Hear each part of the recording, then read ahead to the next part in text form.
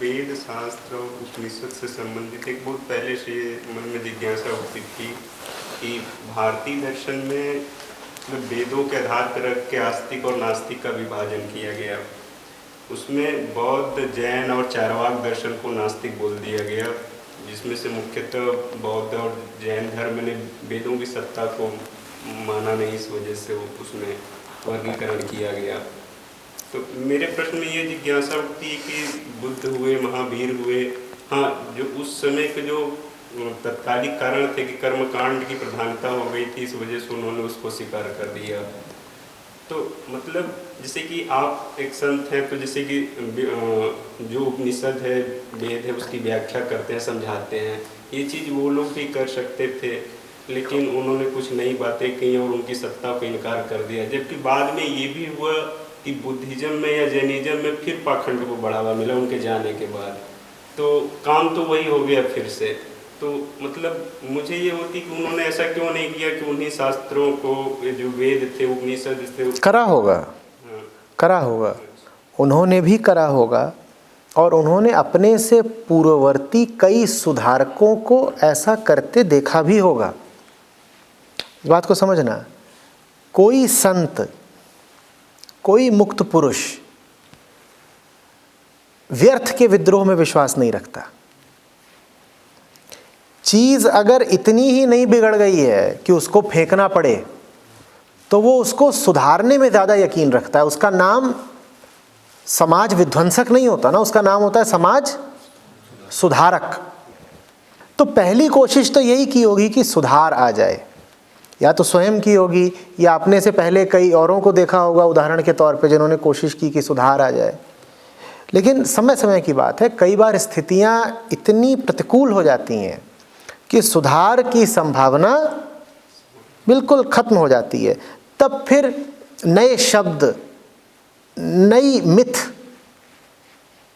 और नए सिद्धांत इस्तेमाल करके सत्य का एक नवीन प्रस्तुतिकरण करना पड़ता है। नहीं तो जो सुधार सकते हैं वो पहली कोशिश यही करते हैं कि सुधार ही दें। समझ रहे हो? अब आप तो चले हो सुधारने, लेकिन आप जिनको सुधार रहे हो वो सुधरने को राजी ही नहीं है।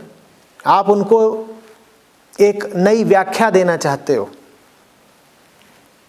आप उनके सामने एक नई विवेचना रखना चाहते हो, उनको एक नई दृष्टि देना चाहते हो। आप उपनिषदों को उनके मूल के अनुसार प्रतिपादित करना चाहते हो,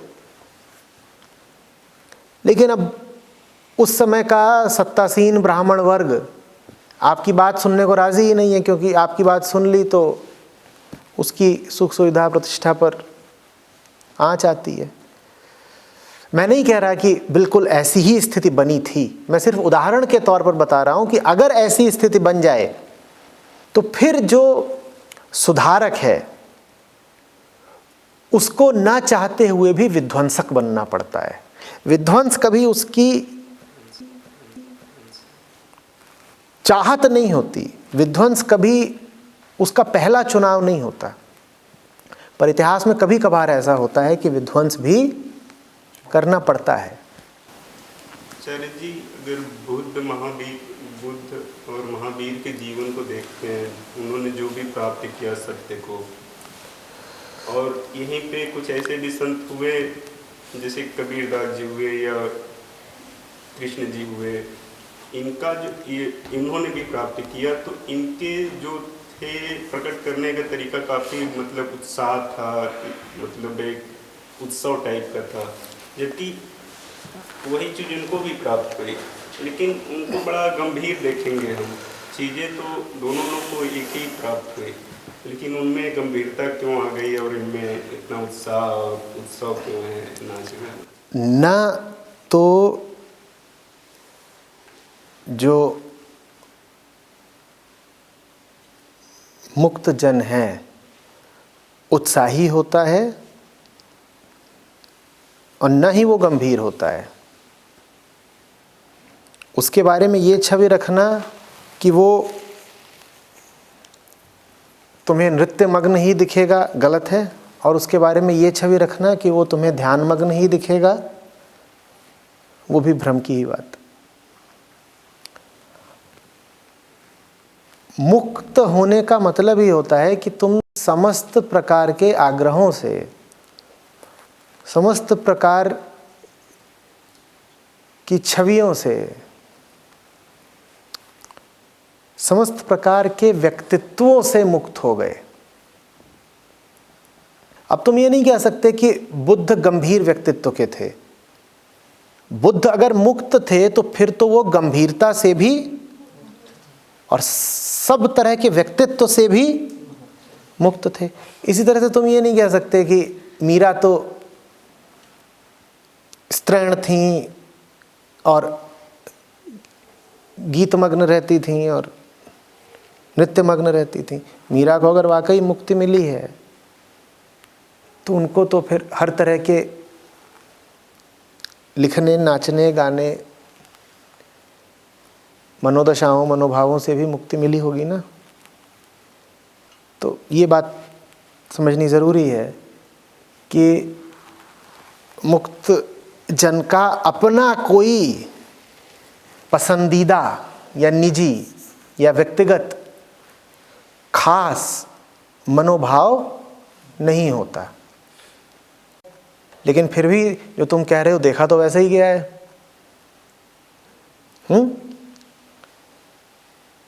तुम कहते हो कि बुद्ध महावीर मौन और गंभीर नजर आते हैं, ठीक। तुम कहते हो कि बुल्ले शाह नाचते नजर आते हो, तो आते भी हैं, नज़र तो ऐसे ही आता है। तो ऐसा कैसे हो जाता है? जब उनका अपना कोई निजी व्यक्तिगत पसंदीदा भाव नहीं होता तो फिर ऐसा कैसे हो जाता है कि संतों में भी कोई एक प्रकार के व्यक्तित्व का नज़र आता है और कोई दूसरे प्रकार के व्यक्तित्व का नज़र आता है? ऐसा कैसे हो जाता है? ऐसा उस समय की दशा पर निर्भर करता है, ऐसा उस समय के समाज पर निर्भर करता है। अब चारों तरफ अगर पोंगा पंडित शोर ही मचा रहे हो, कभी हवन का, कभी यज्ञ का, कभी फलाने उत्सव का, कभी फलाने त्योहार का, कभी फलानी रूढ़ि का, कभी फलानी मान्यता का, तो फिर उस शोर की पृष्ठभूमि में बुद्ध के लिए आवश्यक हो जाएगा कि बुद्ध बिल्कुल मौन हो जाएं। बुद्ध का मौन ये संदेश दे रहा है कि चारों तरफ जो शोर प्रचलित है वो शोर व्यर्थ है। बात समझ में आ रही है? अगर समाज में हिंसा ना हो तो क्या कबीर साहब को ये संदेश देना पड़ेगा कि तुम ये जो इतने पशुओं को मारते हो, इतनी हिंसा करते हो, सब नरक में सड़ोगे? वो कुछ ना बोले, वो तो चुप रहे ना। संत जो भी बोलता है, जैसा भी व्यक्तित्व धारण करता है, इसे तुम उसकी निजी पसंद मत समझ लेना। ये उसकी करुणा है, ये उसके द्वारा दी जा रही दवा है। ठीक वैसे जैसे चिकित्सक दवा देता है, तुम चिकित्सक के पास जाते हो और वो तुम्हारे लिए 5 गोलियां लिख देता है। इसका मतलब ये कि उसकी पसंदीदा गोलियां हैं और उसे इनका स्वाद बहुत पसंद है।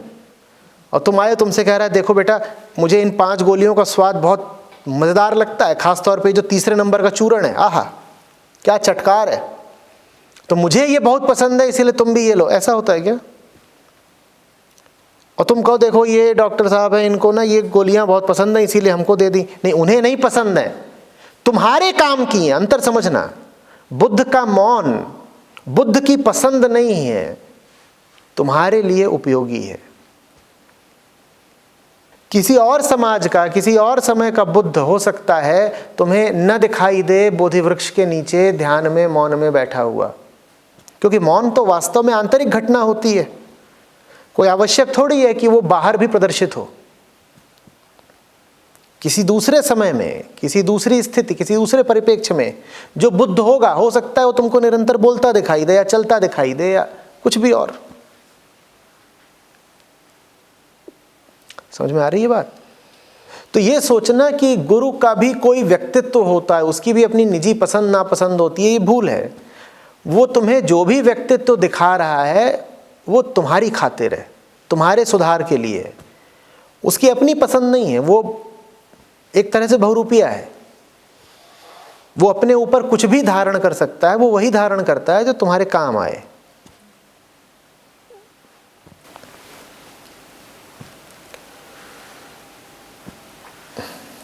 ये प्रश्न नहीं उठ रहा है, जैसे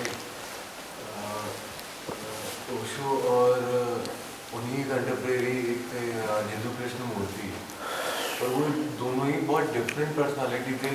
कृष्णमूर्ति साहब को मैं कभी नहीं सुन सकता हूँ, मतलब, पर उनके भी फॉलोवर थे और उनको भी लोग सुनते थे, और ओशो जी को मतलब सुनना बंद नहीं हो सकता। पर दोनों ही लाइट एंड बीइंग थे, ऐसा मतलब माना जाता है। तो और इन लोगों में काल में भी बहुत डिफरेंस नहीं है, मतलब जनरेशन भी सेम। तो दोनों दो अलग अलग वर्गों से बात कर रहे हैं ना, दोनों दो अलग अलग वर्गों से बात कर रहे हैं, और इन दोनों वर्गों में साझापन, ओवरलैप बहुत कम है। ओशो जिनसे बात कर रहे हैं और कृष्णमूर्ति जिनसे बात कर रहे हैं, वो वर्ग ही अलग अलग हैं। तो दोनों ने अपने अपने वर्ग को ख्याल में रखते हुए, अपने वर्ग के अनुरूप, अपने वर्ग की ज़रूरतों के अनुरूप व्यक्तित्व धारण किया हुआ है। इसीलिए ये बहुत होता है कि ओशो के लोग कृष्णमूर्ति को नहीं सुन पाते, कृष्णमूर्ति वाले ओशो को नहीं सुन पाते। ऐसे भी होते हैं जो दोनों को सुन लेते हैं, पर ऐसों की संख्या ज़रा कम है। देखिए, जितना कम माने कि गुरु की भी पर्सनैलिटी होती है, हमारे लिए उतना अच्छा है। एक बार कोई उदाहरण दिया था कि लेक के सामने अगर कोई साइंटिस्ट बैठता है या कोई मैथमेटिशियन बैठता है या पोएट बैठता है, तो पोएट का अपना एक अलग एक्सप्रेशन होता है। पर आप मान रहे हैं ना कि पोएट व्यक्तित्व से पोएट है और वो पोएट के व्यक्तित्व में जी रहा है। जब आप गुरु की बात करते हैं तो वो पोएट या साइंटिस्ट नहीं है ना। जब आप गुरु की बात करते हैं तो विशुद्ध आत्मा है। उसका बाहरी जो व्यक्तित्व है उससे उसका तादाद में बहुत बहुत कम है। किसी दिन उसको अगर बंदर की तरह पेड़ पे कूद कूद के चढ़ के सिखाना पड़ा तो वैसे भी सिखाएगा। वो ये नहीं कहेगा कि मेरा व्यक्तित्व तो एक धीर गंभीर गुरु का है, मैं बंदर की तरह पेड़ पे कैसे चढ़ जाऊं। गुरु वही है जो अपने व्यक्तित्व से निजात पा चुका। वो अब अगर जी रहा है तो सिखाने के लिए, और अगर सिखाने के लिए उसे बंदर जैसा आचरण करना पड़े तो वो करेगा, और अगर सिखाने के लिए उसे अजगर की तरह स्थिर होकर बैठ जाना पड़े तो अजगर की तरह स्थिर भी होकर बैठ जाएगा।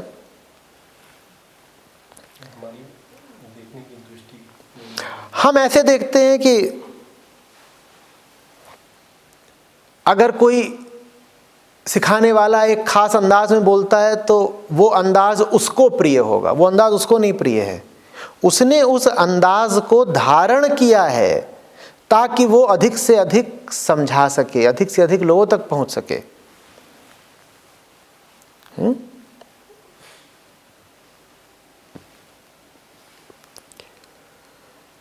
लेकिन लोगों में बड़ी विभिन्नता होती है ना, इसीलिए गुरु कैसा भी व्यक्तित्व धारण कर ले वो सब तक नहीं पहुंच सकता, सब तक नहीं पहुंच सकता। कोई गुरु ऐसा नहीं है जैसे दुनिया के सब लोग पसंद करते हो। इसका कारण यह है कि लोगों के चित्त में बड़ी भिन्नता होती है। एक ही दवाई सब पर नहीं चलती। मर्ज भले एक हो लेकिन दवाई अलग अलग देनी पड़ेगी। हाँ, पर चिकित्सक में और गुरु में अंतर है। डॉक्टर अपने ज्ञान के अनुसार दवाई देता है, गुरु ज्ञान से दवाई नहीं देता, अंतर है। कभी भी आप कृष्णमूर्ति को देखें तो इसको उनका आप व्यक्तिगत आग्रह मत समझ लीजिएगा। ये बड़ा मुश्किल होता है, ये बड़ा मुश्किल है क्योंकि हम हर चीज़ में व्यक्तिगत आग्रह रखते हैं। तो हमें लगता है कि कृष्णमूर्ति अगर ग्रंथों की उपेक्षा कर रहे हैं या कुछ अन्य मुद्दों पर एक राय दे रहे हैं तो ये उनकी व्यक्तिगत राय है। ये उनकी व्यक्तिगत राय नहीं है, ये उन्होंने समाज की एक हालत देखी है और उस हालत के संदर्भ में एक बात कह रहे हैं। व्यक्तिगत राय नहीं, उनका एक ढंग है जो अपना ढंग नहीं है। वो वो ढंग है जो आपके काम आएगा। वो ढंग है जो आपके काम आएगा। आपके काम अगर कोई और ढंग आने लगे तो तत्काल दूसरा ढंग पकड़ लेंगे। ये बड़ा मुश्किल होता है इमेजिन करना कि वो दोहा गा रहे हैं। बहुत मुश्किल है। लेकिन अभी आपको मैं YouTube पे वीडियो दिखा दूं जिसमें वो भजन गा रहे हैं, फिर आप तो दोहे पे ही अटक गए। वो तो पूरे पूरे भजन गा रहे हैं। बिल्कुल है, आज देखिएगा, मज़ा आ जाएगा। नहीं, बात जानकारी की नहीं है, ये तो संयोग की बात है कि ऐसा कुछ मिल गया YouTube पर।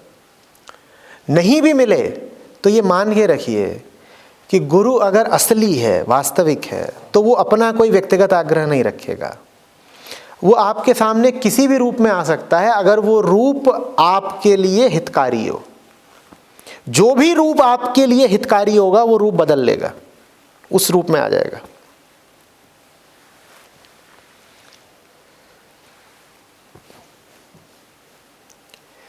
ओशो एक धोती में जीते थे,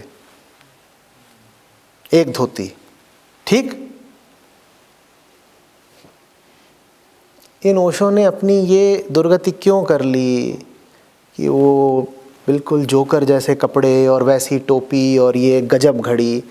आपको क्या लगता है कि जितना वो बढ़ा रहे थे उतना उनमें लोभ जागृत हो रहा था?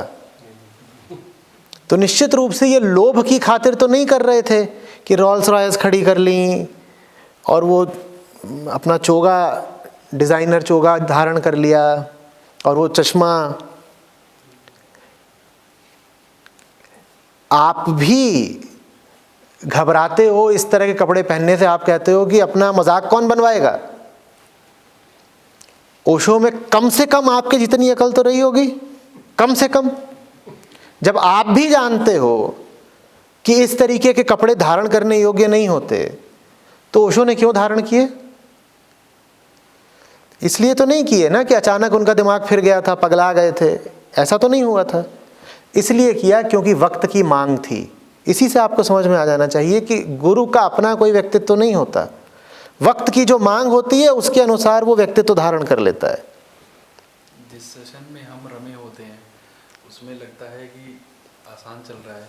कई बार ऐसा होता है जिस सेशन में हम रमे नहीं होते तो मन में बात चलती रहती है, क्यों पूछ रहे हो, शांत हो जाओ।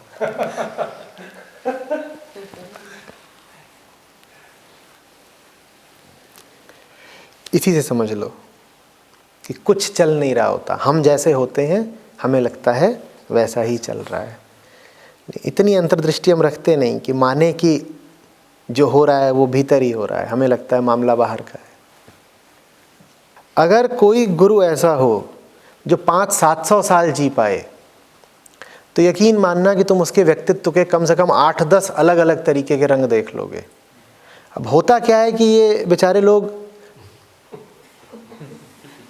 सक्रिय रूप से गुरु का जीवन 20-40 साल बिता पाते हैं, और 20-40-50 साल बहुत कम हैं अलग अलग तरह के व्यक्तित्व धारण करने के लिए। तो वो एक प्रकार का या दो ही प्रकार का व्यक्तित्व धारण कर पाते हैं, इतने में शारीरिक मौत आ जाती है। तो देखने वालों को लगता है कि जैसे यही इनका पसंदीदा व्यक्तित्व था। नहीं, वो उनका पसंदीदा व्यक्तित्व नहीं था।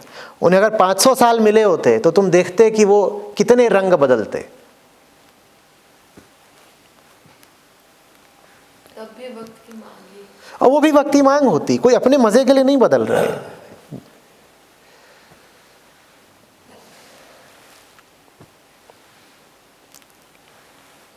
लेकिन आचार्य जी, कृष्ण जी का जो व्यक्तित्व है वो तो जितना भी उनका जीवन काल रहा होगा उसमें उनका काफी व्यक्तित्व था। तभी उन्हें पूर्णावतार कहते हैं ना। वो इस मामले में अव्वल नंबर, सबसे आगे। उनका अपना कोई एक व्यक्तित्व तो है ही नहीं। रुक्मिणी के आगे एक हैं, राधा के आगे दूसरे हैं। बलराम के आगे एक हैं, अर्जुन के सामने दूसरे हैं। कोई समझ ही ना पाए कि असली कृष्ण कौन से हैं। गुरु के साथ यही है, तुम समझ ही नहीं पाओगे कि असली गुरु कौन सा है। तुम्हारे आगे एक होगा, दूसरे के आगे दूसरा होगा। जैसी तुम्हारी ज़रूरत होगी वैसा वो तुम्हारे सामने होगा, जैसी उसकी ज़रूरत होगी वैसा वो उसके सामने होगा। उसका अपना कुछ नहीं, हो तुम्हारी ज़रूरतों की पूर्ति कर रहा है। कौन सी ज़रूरत? वो वाली ज़रूरत, आखिरी ज़रूरत। वो तो सबकी एक ही। वो सबकी एक है पर सब खड़े अलग अलग जगह पे है ना। जैसे पहाड़ की चोटी एक हो पर खड़े सब अलग अलग जगह पे हो, तो सबको अलग अलग तरीके से ले जाना पड़ेगा ना। लेकिन आचार्य जी कई बार क्या हमेशा ही मतलब एक ही गुरु के अलग अलग रूपों से एक रूप से प्रेम होता है और एक रूप से डर भी लगता है, और एक रूप से बहुत ज़्यादा डर लगता है। मतलब ये अपना ही अनुभव है कि एक रूप से अभी बैठे हैं प्रेम है, फिर एक रूप में लगेगा कि थोड़ा पास मत जाओ रहने दो, मतलब डर सा लगता है। कोई रूप ऐसा देखा है जिसमें लगता है कि अरे बहुत भयानक मामला है। अभी और भी हैं रूप।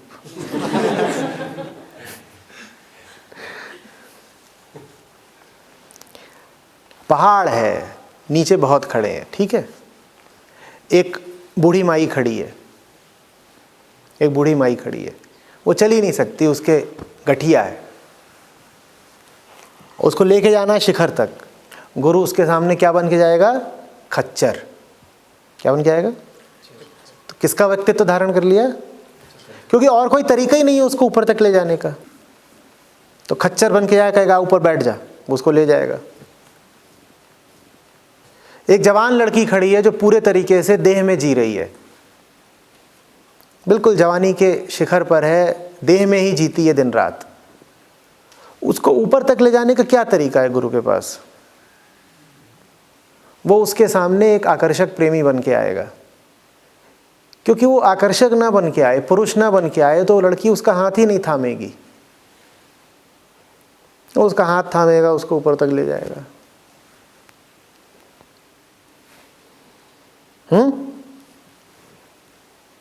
तुम्हें जो चीज रुचती हो सकता है गुरु तुम्हें उसी के माध्यम से ले जाए। तुम्हें जो चीज सताती हो सकता है गुरु तुम्हें उसके माध्यम से ले जाए। तुम एक अपराधी हो और नीचे खड़े हो पहाड़ के, हो सकता है गुरु तुमसे आके कहे तू भाग, यहाँ नीचे तो पुलिस आने वाली है। हो सकता है गुरु तुम्हें भय का प्रयोग करके शिखर तक पहुंचा दे और तुम पूछो कि कहाँ भागे। गुरु तुमसे कहे अरे नीचे तो पूरा पुलिस घेर ही लेगी, भाग के जा एक ही जगह जहाँ पुलिस नहीं पहुंच सकती, शिखर। ऊपर चढ़ जाओ, वहाँ पुलिस नहीं आती। तो भय का प्रयोग करके गुरु ने तुमको ऊपर तक पहुंचा दिया। बूढ़ी माई के सामने वो पशु बन गया, पशुता का प्रयोग करके उसने उसको ऊपर पहुंचा दिया। जवान लड़की के सामने वो पुरुष बन गया, काम वासना का उपयोग करके उसने उसको ऊपर तक पहुंचा दिया। कोई खड़ा हुआ है ज्ञान पिपासु वगैरह, मैं तो साधक हूं ज्ञान का, नीचे खड़े साधना कर रहा हूं मैं, तो गुरु उसके पास जाके अरे नीचे कोई साधना होती है, असली ज्ञान ऊपर मिलेगा, आजा देता हूं। वो चल ऊपर चल। रंग बदलने पड़ते हैं क्योंकि तुम्हारे कई रंग हैं। और गुरु जितना सच्चा होगा उतना ज़्यादा वो तुम्हारी ही खातिर रंग बदलेगा, अपनी खातिर नहीं।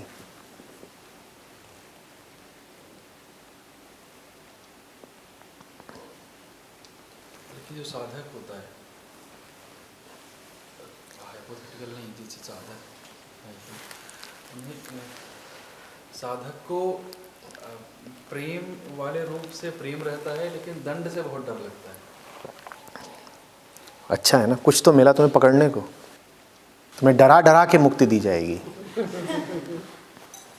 जी इसलिए कई सारी कोर्स या कई सारी बातें कॉन्ट्राडिक्ट हो जाती हैं। हम कंफ्यूज हैं क्योंकि तुम सोच रहे हो कि सत्य कोई एक चीज़ है, वो एक चीज़ नहीं है। वो जो भी चीज़ है उसको मिटाने की चीज़ है, जो भी चीज़ है उसको मिटाने की चीज़ है। कोई संत ऐसा नहीं होगा जिसने जो बात कही उसी के खिलाफ कोई दूसरी बात ना बोली हो, भले प्रत्यक्ष भले परोक्ष, बोली ज़रूर होगी। इसलिए एक गड़बड़ कभी मत कर देना। संतों का कोई एक उद्धरण उठा करके उसे सिद्धांत मत बना लेना।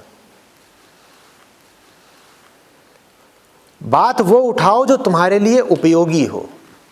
उपयोगी किस अर्थ में हो? इस अर्थ में नहीं कि तुमने उसको पकड़ लिया। उपयोगी इस अर्थ में हो कि वो तुम्हें ज़रा मिटाती हो, तुम्हें ज़रा काटती हो, संत की वो बात उठाओ जो तुमको काटती हो, खत्म करती हो। वो बात मत उठाओ जो तुमको और फुलाती हो, जो तुमको और चौड़ा करती हो, जो तुम्हारे अहंकार को बढ़ाती हो।